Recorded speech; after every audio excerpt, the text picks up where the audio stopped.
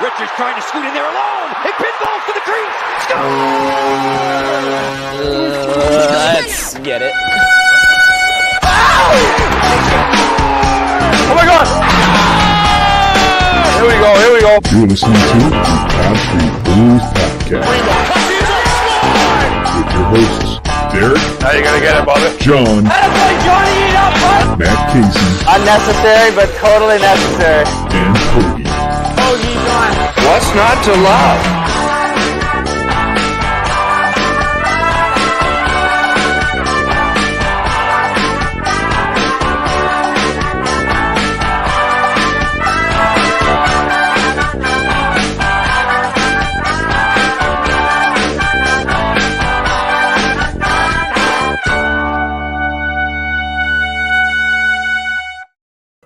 Woo! Boom, boom, what's happening, everybody? I don't know. Boom, boom, what's happening? I'm never going to do that. Anyway. Is that your new tagline? Oh, we didn't boom, talk what's about happening? that. I am John, and I am here without my good friend Derek. Derek is down in Mexico for a Tuesday wedding, something I didn't think actually existed, but he is enjoying a lovely balcony tub while we are all stuck in the beautiful Northeast. Anyway, here I am with my good friend, the Matt Casey. How you doing, brother? I'm doing well, guys. The coffee tasted a little better this morning after a win, so I don't know. I won't get used to it, but Sandwich. What's going on, boys? How you doing? Did you miss us? Always. So while Derek was vacating in Mexico, Hoagie came back to PA for the weekend. Kind of the same thing, right? Definitely not the same thing. wait, what were you? Were you another bachelor party? I feel like you've been on a perpetual bachelor party, dude. Bachelor parties over and over and over again. You know, it was wedding related. Just had to get measured for the tux this time. So I feel like that's super obtainable in Boston too. yeah, but you know, every once in a while you have to go down, see the boys, kiss some babies. That's all. The tuxes don't fit the same. Hoagie, you should not kiss a single baby. All right? Don't go freaking out any moms out there, all right? I'll try not to. Who is that prepubescent freak kissing my child? Anyway, I don't know. Sounds like the beginning of a novel. Casey's like, who is that? Anyway, so we have some games to talk about, right? We've got 2 games this past week. One game that I feel like the Flyers played better than the outcome, and then another game where I feel like the Flyers might have played worse than the outcome. We had a St. Louis Blues loss. We lost 4-1. What was that? Tuesday, Wednesday, Monday? Tuesday of last week? I'm forever Get ago. it together, John. No, I will not. I will not get it together. And then Saturday afternoon, we actually beat the Washington Capitals 2-1. Honestly, for me, the Blues game feels like a lifetime ago. But I do think we played a little bit better. Casey, thank God for those two goals in the first period against Washington, because after that, You know, I'll say that the first period looked great. And obviously, scoring 11 seconds in or 10 seconds in, whatever it was for Giroux, that's a huge boost. Home game, you know, a matinee, which oftentimes get started pretty slow. Yep. I feel like even though we've lost, we've played Washington well throughout the season. I think we beat them once, we lost once, then obviously we won again. I think the first half of that second period, we actually dominated them as well. The first 7 or 8 minutes. And then you've seen this a couple times with Jesus, what's the big guy's name? Big rookie, big dumb guy. Oh, Ratcliffe. Ratcliffe. Yeah. He seems to be taking penalties at incredibly inopportune times. Can I do this? Can I do this? He's the new NAK of the team right now. Not that bad, but that was a little frustrating to see. But you know what, man? Gutsy win. It's good to see. It was good to see Farah be back. It was good to see Brassard come back. It was good to see Brown do a kick save. Carter Hart played a hell of a game after having herpes or whatever the hell he had. So I don't know. It's good to get a win. We know it's meaningless, but it's good to get a win. Oh, Nothing like the eye herp. That's the worst. Hoagie, what did you say about it, brother? I mean, the St. Louis game was disappointing because I feel like they played a pretty complete game. They had really interesting. Everything was together. They had good runs, everything, but they just couldn't put the puck in the back of the net. But Oscar was killing me. Yeah, and you were the one that texted me. Yeah, you texted in the chat like Oscar hit the net and boom scores. It's like, come on, Jesus, Casey, could you started that a little earlier in the season? I mean, someone who actually looked pretty good in the St. Louis game was Morgan Frost. Like he was there. He had a couple nice little breakouts. He's just not showing the offensive upside that we want to see from him. And there's all types of developments on that kid right now that we're learning about.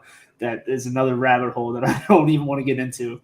But we should, though. I mean, we should a little bit, right? Because this is a guy where it's like he gets sent back down to Lehigh Valley, and you still get nothing but praise from these coaches. But it's like the praise does not match either the result or what they're doing with this kid at this point. Yeah. I don't think I've seen anything from Morgan Frost. And like, kid's had a tough track with injuries. I get it. It's not like he's playing on a great team where you can kind of hide and, control his minutes. I just haven't seen anything even close to a strong offensive game that we've heard all about. Even 2 years ago or whenever it was, 3 years ago, when he came out for a small stint and, had a couple goals, like those first couple games, he was a spark. We haven't seen anything from him. And like at this point, it ain't show friends, it's show business. Like, get down there, develop some more. Whether or not that's the right thing to do, I don't know. But like Brassard in the lineup over him right now, I think is the right move. Right. Absolutely. I mean, I hate how they're trying to bring him back to that defensive-minded center because I feel like that's not his game. No. And that's what they're trying to do with him, like they did with like a Lawton back in the day. But Lawton is a completely different player than Morgan Frost. He has that. Right. Frost has that offensive upside, and they just need to let him relinquish that and just let him do it. Because like he had a nice breakout pass with Justin Braun. It was a nice tic-tac-toe play, and he hits the blue line and just rips a shot at the net. It misses, but like he just entered the zone. Like make a play, try to get around the defenseman. Like I feel he's afraid to make the plays now. I feel like we're talking like the same way about him that we did Nolan Patrick. It's like, oh, he had a good breakout pass. That's the highlight of his game, and like that's not a good sign. And I wonder too because Hoagie, you brought up the development and stuff like that, but I also wonder, knowing that there is going to be a coaching change next season, is that going to be a big part of it? It's like, hey, we have these guys like York, like Frost, like Zamula, and I don't think Zamula is physically ready for the NHL, but I think York is. Yeah. I think Frost has shown that he can be, but I think you need to find a coaching fit for some of these guys as well, because right now I just don't think it's been there or it's there right now. Well, I mean, and also I keep going back to this, right? You're looking at Dave Scott saying that we are not rebuilding, we're retooling. To me, they're going to get a coach. I'll retool you. They're going to get a coach that Morgan Frost isn't going to be a concern. I really feel like at this point, and I've said this time and time again, I do think at some point, and I never felt this about Nolan Patrick, was that Morgan Frost could be a prospect where if we trade him, we might end up regretting it. At this point, and I know we'll talk about this down the road, you better hope there's somebody out there that's thinking the same thing and you make that trade. I just don't see it in Philadelphia right now. I don't see it either, but I don't know. I think you got to give them one more shot at something. I don't think you move them right now or in the offseason. You know what? Unless the deal's right. Right. Who are we not moving at this point? Right. But, unless the deal's right. But if the deal's not right, I'm not opposed to keeping him. I will say that. Right. I mean, to me, if you can find somebody who is viewing Morgan Frost as that first round pick, who was with, Sault Ste. Marie, still has that offensive upside, still regards him at that level, you trade him. because that value is not going to be around for much longer, if it even is at this point. Right. You could have said any minor league team there, and I would have agreed. I have no idea who Sault Ste. Marie is. Should I just made one up? Sugar walking. The sugar walking Chiefs. The Manitoba Polar Bears. Oh, It's the Danbury Trashers for me. right. Wait, so back to the games though, John. What was your take on the weekend games this past week? Yeah, I mean, I really felt like Washington only lost that game because I bet them to win. I really feel like once we got that, the first period, we played a really good period. We did something that we never do, and that's score in the first minute of a game. And then not let up a goal. Not let up a goal. Yeah. Right. But I do feel like once we got a few minutes into the second period, it was like we were skating uphill. Mm-hmm. We were spending way too much time in the defensive zone. And with a team like Washington, that you can't play like that. Like the fact that we only let up one goal is astonishing to me. Yep. And Carter Hart had his moment. Like I would say he sold the game, but he sure as hell sealed the game. Yeah, he stood on his head tonight or yesterday.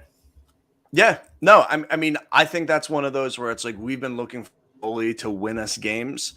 That was a sign that Carter Hart could do it, because after one period, and now granted, we did have some moments in the second period, but after that, we should have lost that hockey game. Absolutely. I was waiting for the third period breakdown. Yeah. I think we were all waiting for it. We kind of winced and we're like, here it comes.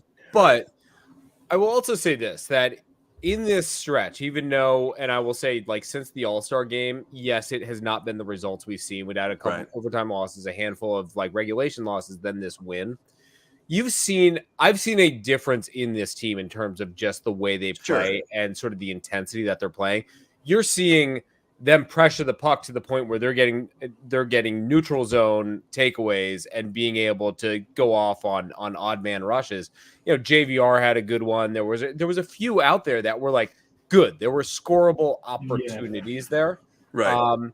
And so I don't think it was, yes, the ice was lopsided for certain parts of the game, but the ebbs and flows of the game, that's going to happen. You're not going to dominate a game unless you're playing the Flyers. Yeah, but the reality of it is, Casey, is though I walked away from that Washington game almost like, I felt like they played better through a full 60 minutes in some of the losses than they did in that Washington I would agree win. with that. I would agree. I think they played better in the Pittsburgh game. I think they played better in the first Washington game. Mm-hmm. I would argue in this St. Louis game, that was the first game since the All-Star break that I was like, we're outgunned. We are legitimately outgunned, and these guys are really taking it to us. It was close for a little bit. We had some chances, but St. Louis just looked like a flat-out better team.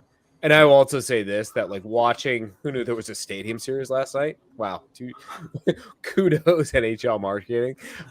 For real. I did learn something beautiful about Nashville. Apparently you can go to a place and drink beer off of a catfish. Huh. I'm not surprised. That's not really on the bucket list, but okay. But it wasn't. Watching those two, watching Nashville and Tampa Bay play, I'm like, we're not. Yeah, light years away. Yeah, right. There's nothing. But I do think we are at a point where it's like the result really doesn't matter. It is the process is improving, which you don't have to be excited about it, but it is a very good sign, like a minimal good. Slightly good sign. So there's a little speck in black. Right. I mean, nothing is going to change this year. We're still going to lose a ton, but it at least gives us a little bit. Meh, he seems like a nice guy. Right. He's not a nice guy. He seems like a nice guy. I mean, do we have anything else to say about these games? Hoagie, do you have anything?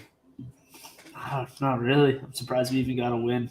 I thought you were going to say I'm surprised we got to 15 minutes talking about it. That too. It's been brutal just talking about their play. But Casey, how about you, man? I'm just looking at the schedule ahead right now. We got Edmonton. What's the deal with Edmonton? Because you obviously have the two big names. What is the deal with Edmonton? Are they just kind of a SHIT show at this point? Yes. Yeah. I mean, I honestly couldn't tell you if they've improved since the coach was fired. I think probably because that seems to be the case with everybody but the Flyers. But I mean, bring in another coach instead of yeah. But they're another disappointing franchise, right? And then we have Minnesota, and I don't know what Minnesota's deal is, but respectable team in the Central. Maybe we win one for Chuck, huh? Yeah, sure. And then we have Chicago, who seems to be playing better as of late, but like is still a pretty dismal team. Right. Yeah. And actually, I actually may be going with the family to that Chicago game. So there you go.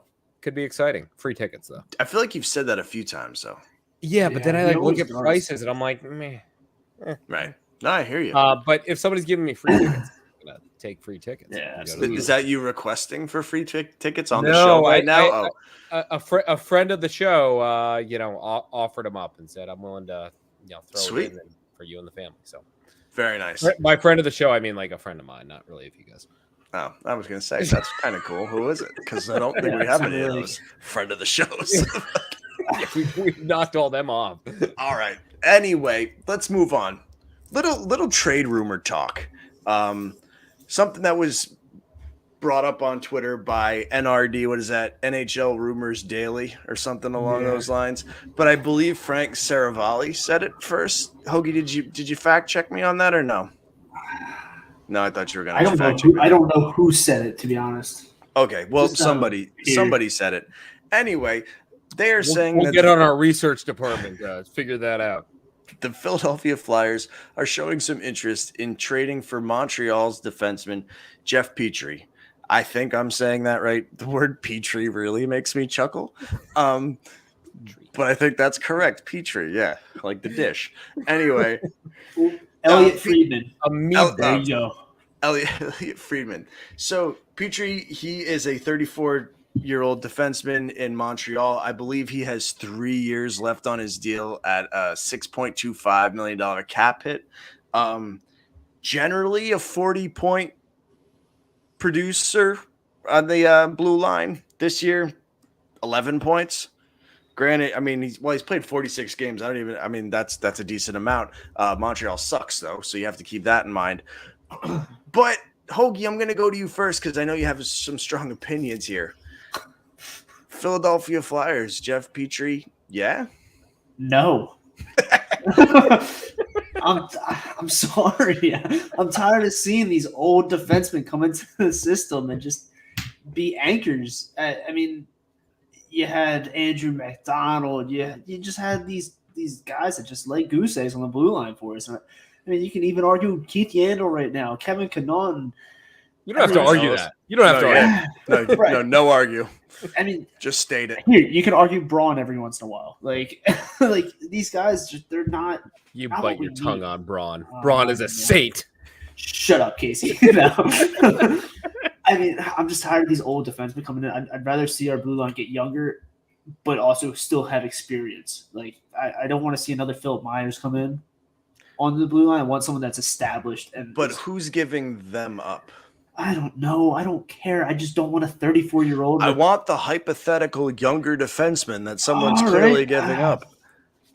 Who's the guy in Boston that was on the thing? Wasn't there a Boston guy on the thing? On the track. On the thing. See, I'm bad at these hypotheticals. All right, Casey, let's save this kid, man. What say you about Jeff Petrie dish? At that price, no. Right. I just if it was like with Braun money. Yeah, what's Braun making? 2 million, 3 million? Something like that.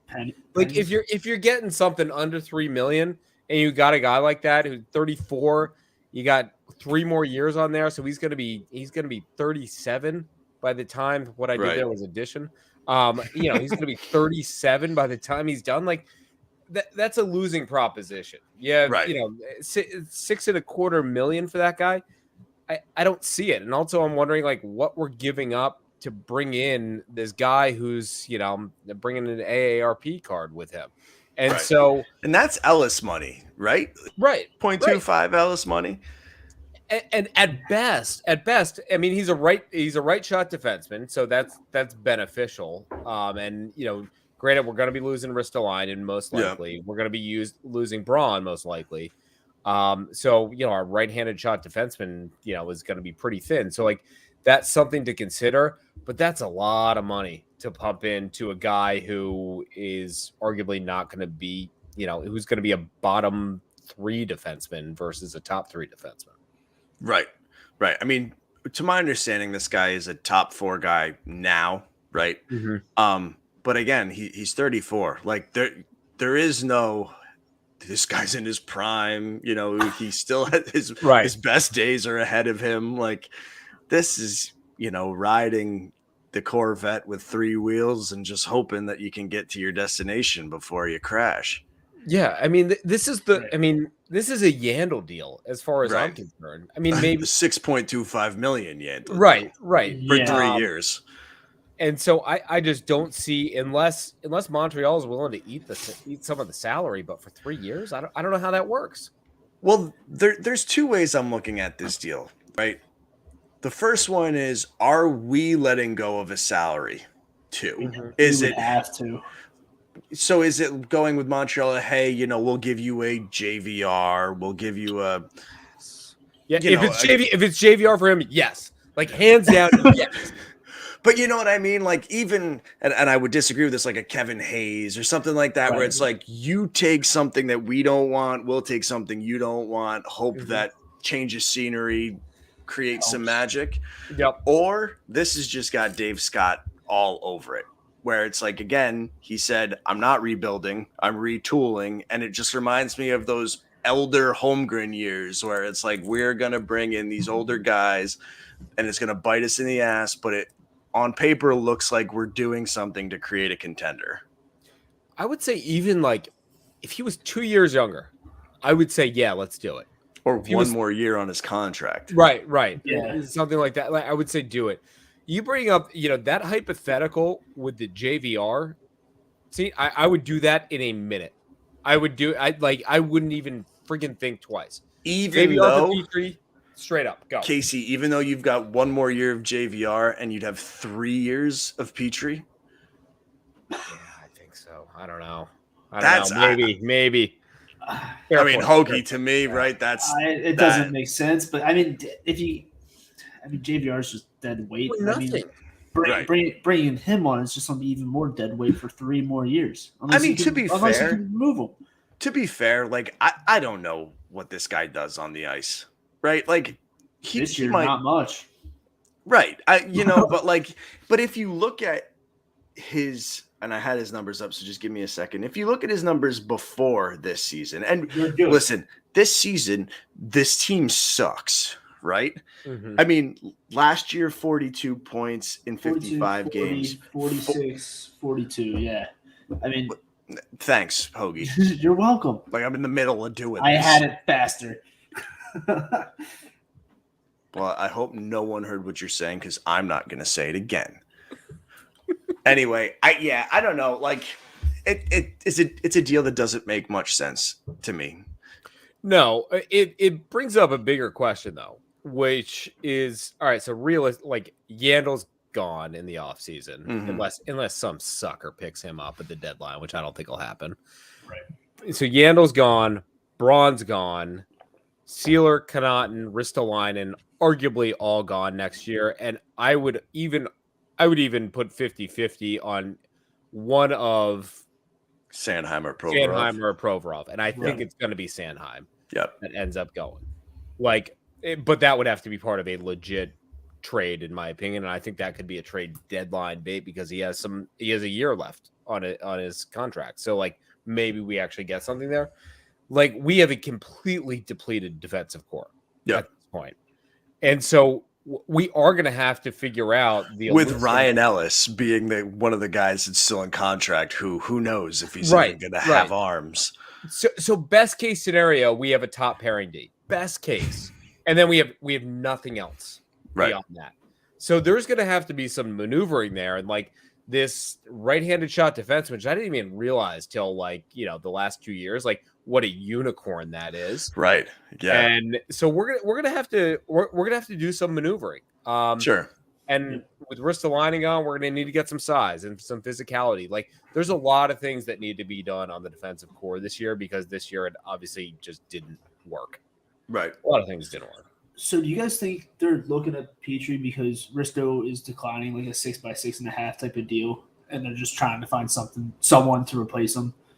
Right? That is out there, that he has declined a deal such as that. Right. I mean, the money matches up, right? You're going to bring in Petrie for what you would sign Risto for. Yeah. It brings stability. At the very least, it gives you a very high-paying, third-line defense. Well, to me, and I don't think we should spend way too much time on this, but it's like, to me, if you're bringing in a guy like Petrie, you're expecting York and Zamula to be a part of your defensive core next year, because you have to have those guys that you're paying peanuts for in order to afford a guy like him, who most likely will be on your second pairing, regardless of what we say about him.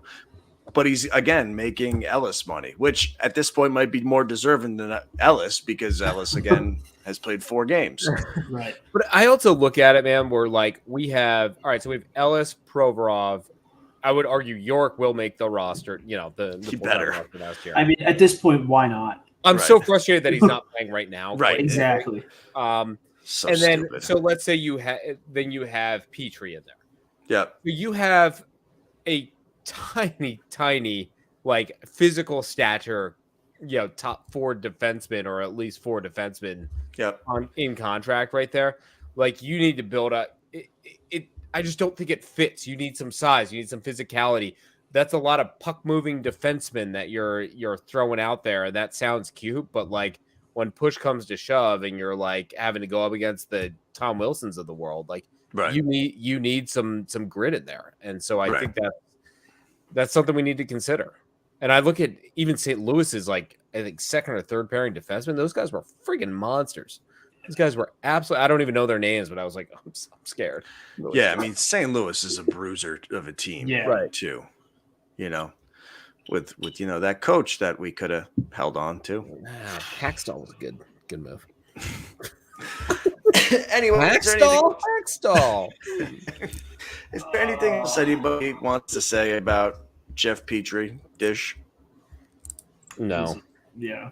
No. Although, I mean, I think I'm not opposed to trying to wheel and deal with Montreal, though. They clearly need some adjustments too. So right, and like we've kind of mentioned, if it's like a hey, you take our used goods, we'll take your used goods kind of thing, then maybe I'm a little bit more interested. But if it's like, for picks, right, yeah, don't do no, me no wanty, or like for Sanheim. Stop it. Right? Do we have any French Canadians? Giroux. Who's French? Yeah, that's not going to happen. I'm going to waive my trade clause to the 8-win Montreal Canadiens.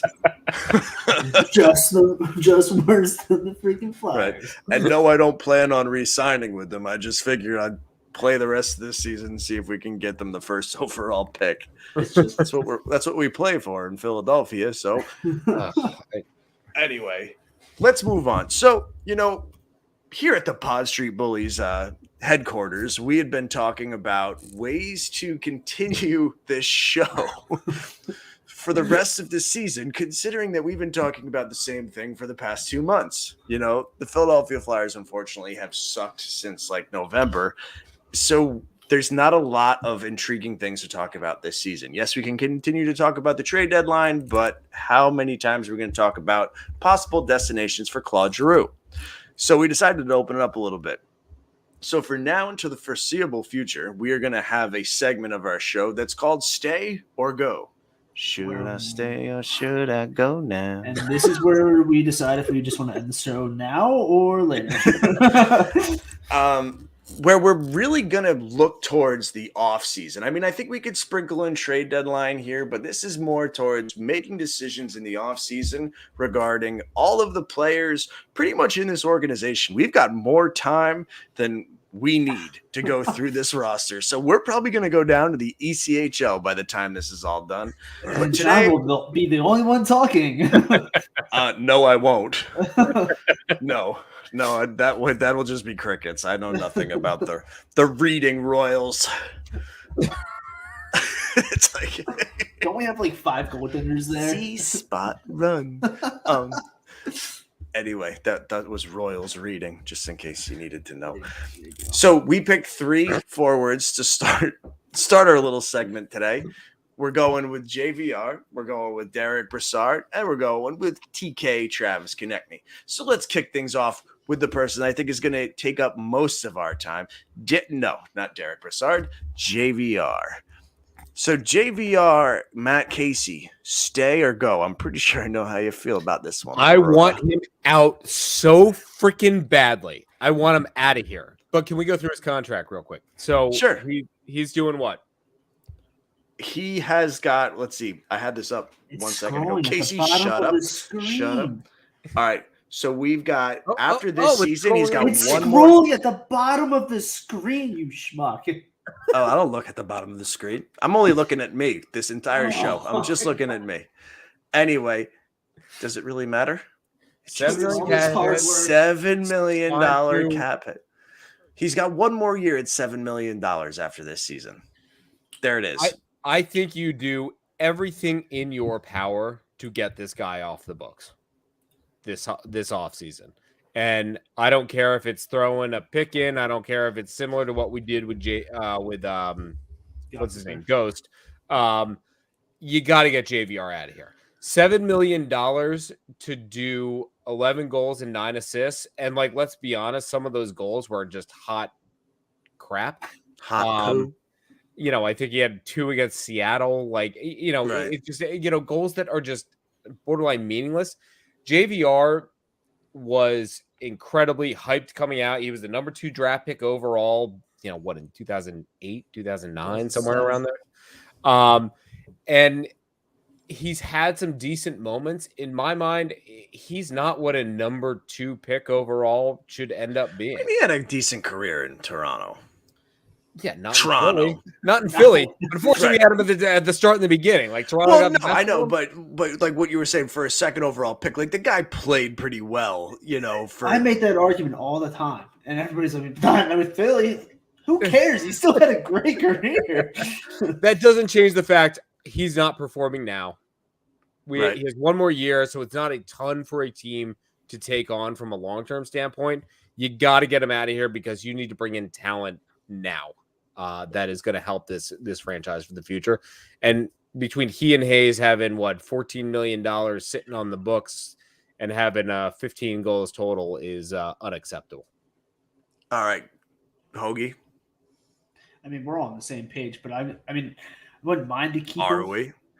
I'm just trying to play devil's advocate, but I wouldn't mind to keep him. But the cap hit. It's killer because I know next year he's going to be sitting on the third line and it's going to be wasted money. So I would love to see him go, but I doubt that I'll even be able to move it because no one wants that type of cap hit right now. He's going to be sitting on the third line, not taking the body, not making plays, not scoring goals, and having a minus 26 plus. Is that what he is? He's minus 26 this season through 52 games. But plus minus doesn't matter. I know it doesn't matter, but still, it's just bad. Yeah, well, when it's that bad, it matters. It's bad. Yeah. Right. So, I think he stays. So here's the thing: who wants JVR? Arizona's dying for him. Arizona wants the picks that they are going to get for taking on JVR. We've given up every second round pick we have until like 2030. Right?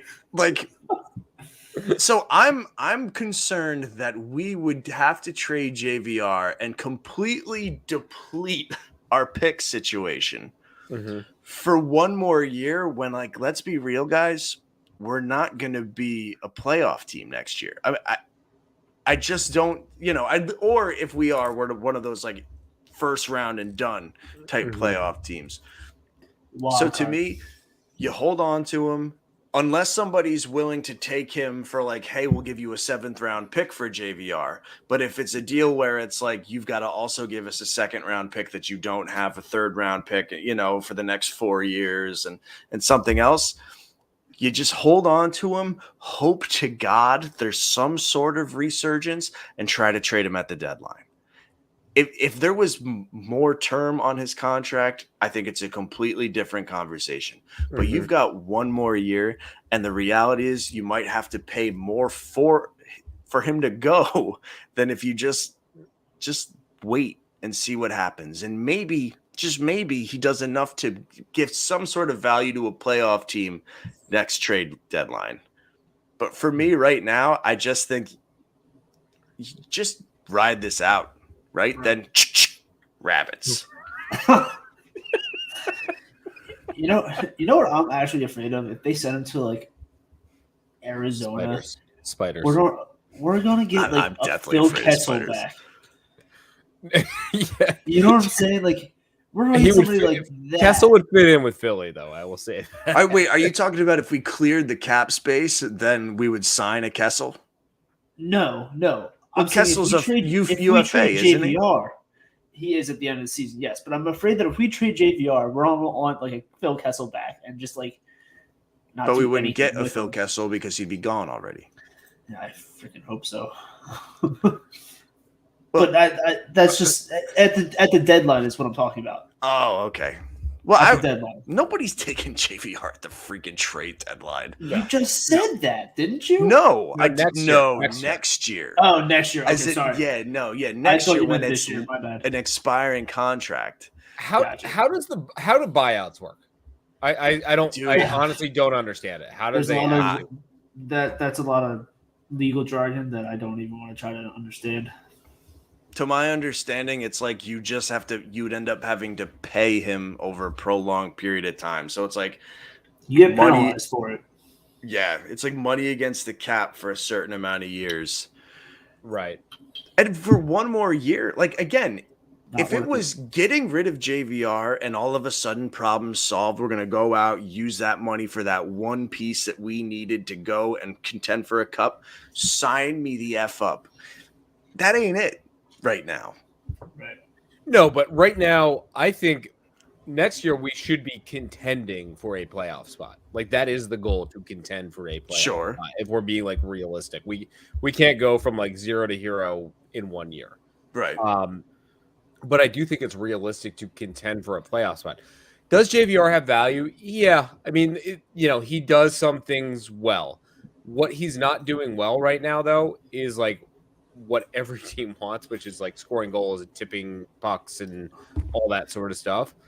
And so like I get your point. Like I think I'm looking at this of like personally, do I want to see a move? Abso-friggin-lutely. Do I think they're going to be able to move him? I don't think so. Right. I'm with you. And so I think it's two different perspectives. But I think from an organizational standpoint, I truly think that they are going to be better off just holding on to him. Right. Because of what it would most likely cost to get rid of him. Like, just looking at it now, right? You're not going to trade a 1st round pick with JVR to a team. With the uncertainty around this franchise, you're not going to give up a 1st round pick to do it. We don't have this year's 2nd round pick. We don't have next year's 2nd round pick. Those would be the bargaining chips. How much deeper are you going to go into this? You can't carve up all of your draft assets. But you're not counting what the draft equity we're going to get at the trade deadline is from other teams, though. Sure. So, you're right. We might get other 2nd round picks. Right. I'm still not saying that we're going to be able to move them, but there might be other draft equity that comes in that we can use. Sure. So shut up. Again, it's like, yes, it frees up some money. I just don't know. At this point, it's like I'm worried. It's a year. Right. It's a year. Right. And the guy's not. He's not terrible. He's just not productive. And right. He's not $7 million. Right. He's not $7 million. He's not even 3.5 right now. But most of this roster isn't. Right. All right. I mean, So do we have anything else to say about JVR? I mean, I think that like as fans, we want him to go. I Yes. think Yes. for the three of us, right? And I think we could speak for Derek too. We'd like him to go. I think Derek's a big keep JVR guy. Yeah, Derek says keep JVR above all else. He's the biggest JVR fan out there. Anyway, let's move on. Let's move on to we'll go for the most boring one next. Derek Brassard. We'll end with TK. So Derek Brassard, Hoagie, stay or go? Go. I mean, unless you can get him for another cheap deal like he is right now, less than $1 million, I think you can sign him back. But I mean, he did nothing this year for me. Right, except for he get sat hurt. on- He had on a IR. few good games, right? Wasn't that second line something we were boasting about for? That second. He had a line was couple not gonna good be a games. He had a thing. couple good games in there. Right, Yeah, right. but No, I'm 4 not goals, kidding though. 7 Wasn't he assists. part of the? Wasn't he a Mhm. part of Yeah. the second line? Right, Yep. that was really firing Well, for It was what 3 games. him, TK, and Was it Farabee? Farabee. Yeah, right. Does that Or sound was right? it him, Farabee, and somebody else? I don't know, man. That feels Felt like like a forever lifetime ago. ago. Yeah. Right. Yeah. But I Matt- think, yeah, screw him. So yeah, Matt Casey. If you can get him from under $1 million, I'm not opposed to keeping it. For what purpose, though? I think you get a guy of that caliber under $1 million for a utility replacement third or fourth line center. I have no problem keeping him there. I'm concerned about his health overall. I also think that we hypothetically have centers that we want to place in there. I guess he can play wing as well. I'm not opposed to a veteran guy staying here and doing that. I just don't want to give a big contract. Right. I think the upside is worth it if you're paying him $800,000, $900,000. So I'm not opposed to keeping him. I don't think he's going to be a make or break part of any sort of success that we have Sure. next year. But there could be worse options. Yeah. I mean, Casey, though, say you hold on to him, are you looking at him as more of like a 13th forward, or is it somebody who would populate the third or fourth line regularly? I think it'd be somebody who populates the third or fourth line regularly. If he is the 13th forward, though, and he's under $1 million, I don't care. Like, fine. Right. Like, Right. that's nobody should be complaining about that. Right. I think he was, as much of this team, he was pressed into a bigger role that he is physically equipped for this year, and it ended up biting him in the ass. If he can stay healthy for the next 2 months, I don't see an issue of re-signing if he wants to have if he wants to come back here. But again, I'm sure there's plenty of options out there. If he's familiar, I don't have an issue with that price tag and with the role that he would play. Right. I mean, and who knows with the health issues that this guy, I don't know how old he is on the top of my head, but I know he's up there in age. Like maybe he hangs it he's at the end of 34. this year. Right. I mean, maybe he doesn't play again, but who knows? Right. For me, right, Casey, I really wouldn't mind him being a 13th forward. I think having a veteran option there is a good idea. Yep. I also don't want this organization spending more than 5 minutes deciding on what to do with Derek Brassard. Mm-hmm. Like that's how important this guy really is to the big picture, right? Right. Like I think, you just start singing Dust in the Wind, you say goodbye because he's replaceable. Yep. But what And I mean, also, Matt, I also think that he's been with a different team, every year for the last couple of years, right? yeah. And so I'm looking at it now. It's like Columbus for 5 years, Rangers for 3 or 4, Senators, Penguins, Panthers, Avalanche, Islanders, I've been Coyotes, everywhere, man. Flyers. I've been everywhere. Dude, he's that type of player. And but it's almost like a testament that it's like, okay, there's still value to it. Right. There's like nobody's gonna write a headline piece on the sports section for a third or fourth line winger Right. center. But he clearly has some value out there, and I do think you look at the small sample size of last game, like he was impactful. Like, he just does a lot of the little things right. So I again, it's a low risk. I wouldn't even say high reward. It's a low risk. Just a low risk. It's a low risk, reliable Maybe option. a little tiny reward for like 3 games on the second line. Yeah, I mean, go ahead, Hoagie. I think he's going at the trade deadline. I think he can go to a team that needs a bottom 6 type of guy to slot in and help a team keep on going for playoffs. That's what he does every year. What do you think they get for that? What do you think they get for that? I'm not being a smart ass. Like, what do you think they actually get? Like a 6th or 7th round pick. Yeah, 3rd, 4th. Montreal 7th. Are we still doing that game where we swap 7th round picks? There you go. Jeff Petrie for Derek Brassard. Oh, come on.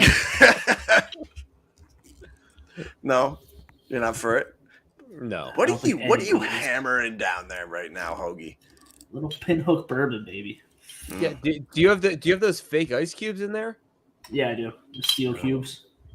Drink it like a gentleman. They don't really do anything. The steel ice cubes don't make anything cold for me. It's just unnecessary clank.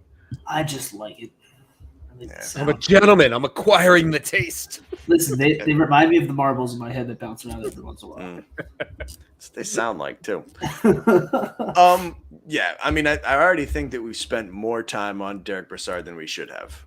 We're talkers. Yep, yes, we are. Moving on to number 3, and I do think this might be the most intriguing one. We've got TK. Right, he is on there until the 2025 season, and 5.5, I think, is the cap hit. The guy has not performed ever since COVID happened. I mean, honestly, we were so excited. We were like, bargain deal, man. By year 3 of this contract, we're gonna be like, can you believe we've got this guy signed for $5.5 million until 2025? And now every year we're like, when is he gonna get it together? Mm-hmm. So, Casey, stay or go?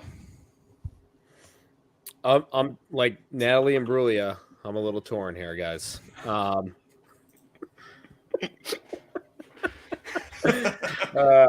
right.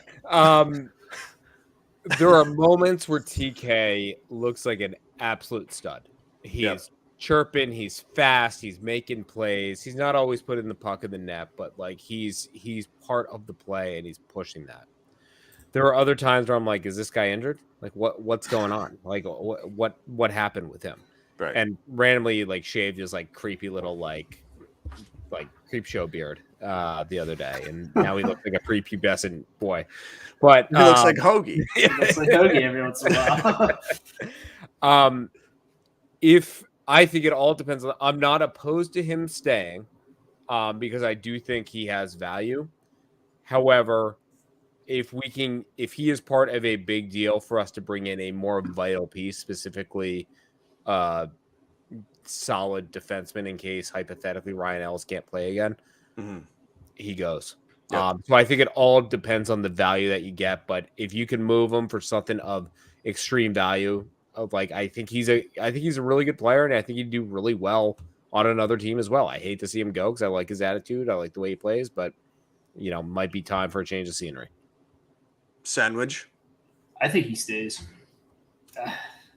I like Casey says, you like his attitude. He shows up every once in a while, but I think they shows up every once in a while. He sounds like my Uncle Timmy.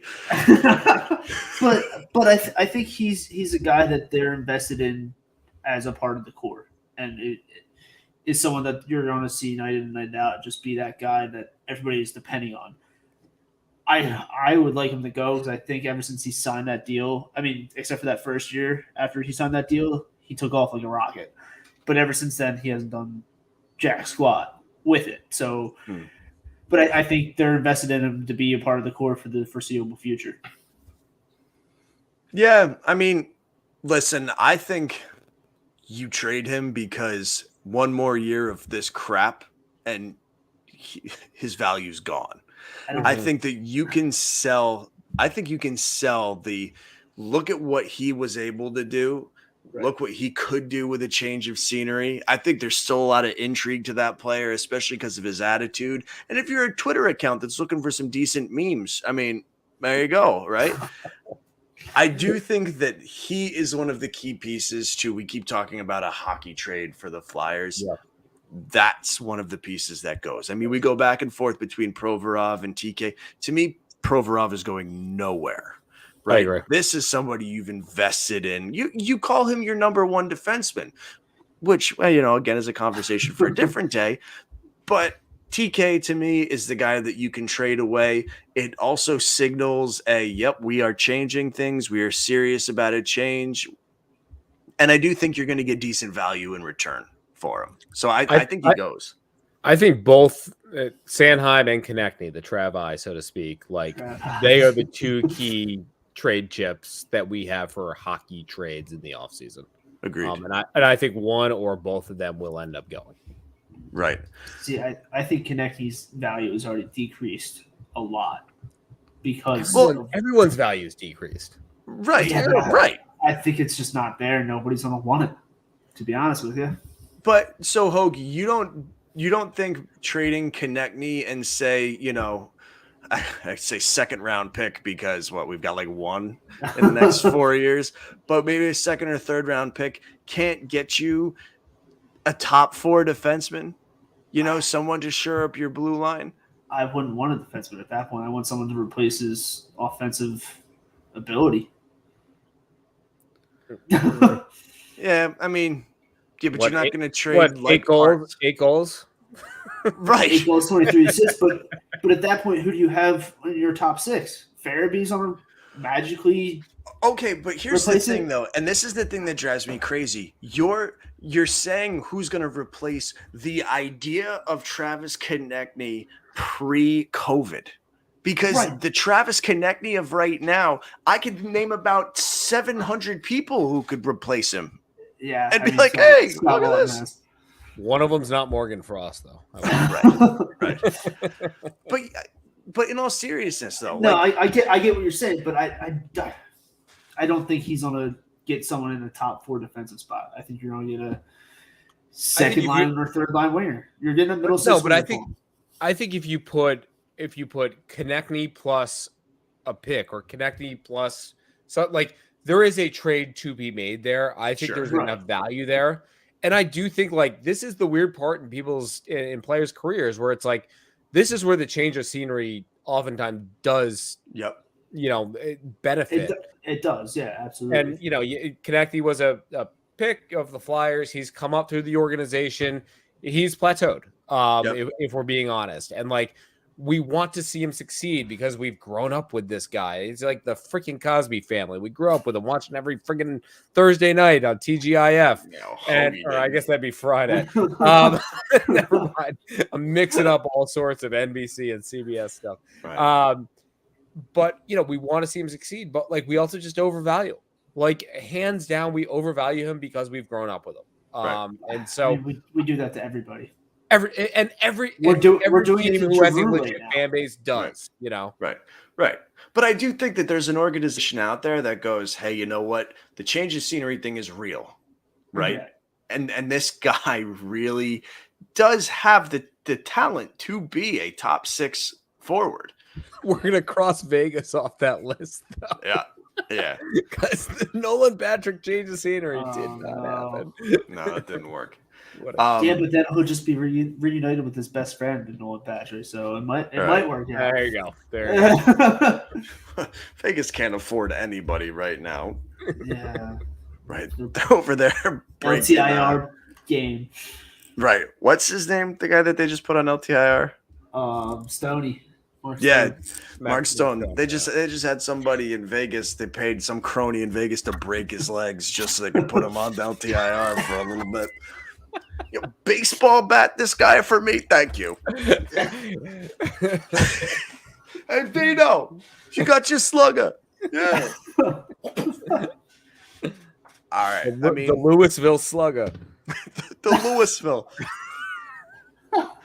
I got rid of the R. It's the Louisville Slooge. By the way, my brother-in-law sent me a picture. Like, I live at the northernmost point of the Jersey Shore, basically, and my brother-in-law lives down the street and sent me a picture. He was walking his dog on the beach today in Seabright, and there's now a garbage can exclusively for pizza boxes. It's like pizza boxes. He's like, and he's from like St. Louis. I'm from Maine / outside of Philadelphia. And so we kind of like rip on Jersey, rightfully so. And it's like, he's like, here's my submission of send me a picture saying you're from New Jersey without saying you're from New Jersey. It's like a pizza box only trash can. Now I got a question. Does the pizza box only trash can come with the angry old man who's going to yell at anybody who puts anything else but a pizza? Hey, you read the sign! No. Oh, that's a cannoli box, not a pizza hamburger wrapper. What you put a wing box in there, you buffagoor. It's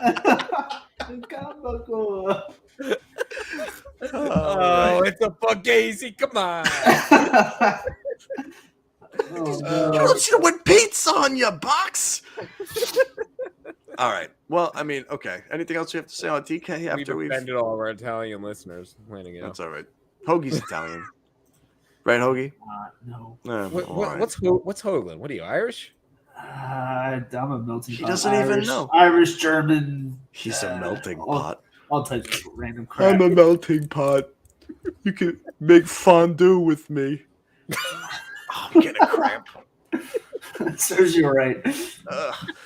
All right, so yeah, we're done with TK then. We're done. Put it away. So to recap, we're saying hopefully trade TK. JVR we're probably gonna have to keep realistically. Yeah. Broussard, we don't really care one way or the other. Right. Yeah. That's a very good summary, Matthew Casey. That's what I do. Sometimes I gotta reel this beast in, you know? Right. I know. It's the like wicked tuna. You gotta reel that sucker in. Here we go. All right. The only one who doesn't have kids, Matthew Hoagland. Would you like to give us the dad joke? You ready, sir? No. Why didn't the toilet paper make it across the street? It was rolling. It got stuck in a crack.